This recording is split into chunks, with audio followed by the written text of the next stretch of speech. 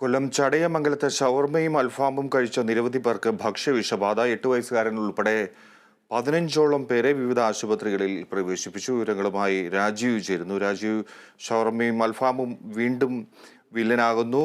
എങ്ങനെയാണ് സ്ഥിതിഗതികൾ? നടപടി എന്താണ്?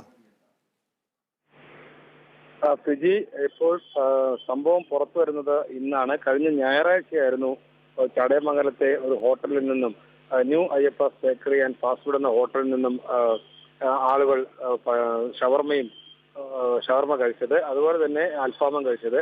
എന്നാൽ ഈ സംഭവത്തിന് ശേഷം തിങ്കളാഴ്ചയോടെയാണ് പലരും ഈ ഭക്ഷണം കഴിച്ച പലരും ആശുപത്രിയിലേക്ക്, ഒരു കുടുംബത്തിലെ 3 പേർ ഉൾപ്പെടെയൊക്കെ ആശുപത്രിയിലേക്ക് പോരുന്നു. എന്നാൽ ആദ്യമൊന്നും ഈ ഹോട്ടലിൽ ഭക്ഷണം കഴിച്ചാന്ന് അറിഞ്ഞില്ല. പക്ഷെ ഡോക്ടർമാരാണ് ചൊവ്വാഴ്ചയോടെ ഇത് സ്ഥിരീകരിച്ചത്. ഭക്ഷ്യവിഷബാധ ഏറ്റതാകാമെന്നുള്ള സ്ഥിരീകരണം വന്നത്. എന്നാൽ ഇവിടെ നിന്നും ഒരു ഹോട്ടലിൽ നിന്നും ഭക്ഷണം കഴിച്ച 8 വയസ്സുള്ള കുട്ടിക്ക് മാതാവിനും ഛർദിയും വയറിളക്കവും ഒക്കെ കൂടിയ സാഹചര്യത്തിൽ അവരെ പാരിപ്പള്ളി മെഡിക്കൽ കോളേജ് ആശുപത്രിയിൽ പ്രവേശിപ്പിച്ചിരുന്നു. അവിടെ നിന്നും കുട്ടിയുടെ നില വീണ്ടും വഷളായതിനെ തുടർന്ന് കുട്ടിയെ ഇപ്പോൾ SAT ആശുപത്രിയിൽ പ്രവേശിപ്പിച്ചിരിക്കുകയാണ്. എന്നാൽ ഇപ്പോൾ അപകടനില തരണം ചെയ്തു എന്ന് തന്നെയാണ് ഡോക്ടർമാർ അറിയിച്ചിട്ടുള്ളത്.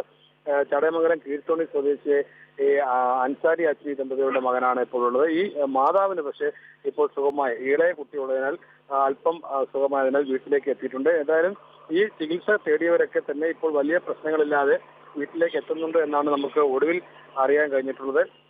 സംഭവത്തെ തുടർന്ന് പഞ്ചായത്ത് അധികൃതർ എത്തുകയും ഹോട്ടൽ അടപ്പിക്കുകയും ചെയ്തിട്ടുണ്ട്.